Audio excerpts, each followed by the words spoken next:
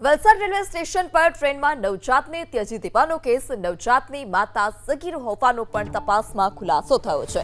સગીરાએ નવજાતને જન્મ આપ્યાનો તપાસમાં ખુલાસો થયો। આરોપી સગીરા સહિત 3ની પોલીસે ઝડપી પાડ્યા છે। સીસીટીવી ફૂટેજને આધારે પોલીસે આ ઘટનાનો ભેદ ઉકેલી કાઢ્યો છે।